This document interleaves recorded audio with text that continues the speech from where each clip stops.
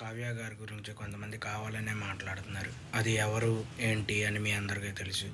ఎందుకు కావ్య గారు చక్కగా సీరియల్ చేసుకుంటున్నారు, ఎవరిని కదిలియట్లేదు. ఈ టైంలో మీరు కావాలని నెగిటివ్ చేయాలి, ఏదో ఒకటి అనాలి అని చెప్పి అంటాం. కాకపోతే మళ్ళీ కావ్య గారు ఏదన్నా రియాక్ట్ అయితే దానికి కావాలని రియాక్ట్ అయ్యారు అని చెప్పి మళ్ళీ అంటాకి ఎవరు అంటున్నారు ఏంటి అనేది మీ అందరికీ తెలుసు. పేరు చెప్పడం ఇష్టం లేక నేను కూడా పేరు చెప్పట్లే. మళ్ళీ చెప్పిన కాడి నుంచి అదొక గోల, మళ్ళీ నాకు కామెంట్లు పెడతాం.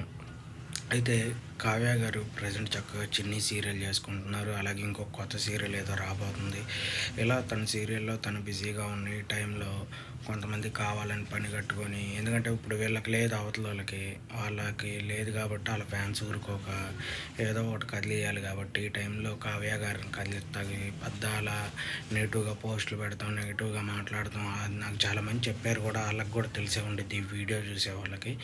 అయితే ఇదైతే కరెక్ట్ కాదు. ఎందుకంటే మీకు లేదని చెప్పి ఇప్పుడు వాళ్ళు ఫేమ్ అవుతున్నారని చెప్పి ఫేమస్ బాగా వాళ్ళని టార్గెట్ చేయటం అదైతే 100% రాంగ్ అనిపించింది. చక్కగా కావ్య గారు సీరియల్స్ చేసుకుంటున్నారు.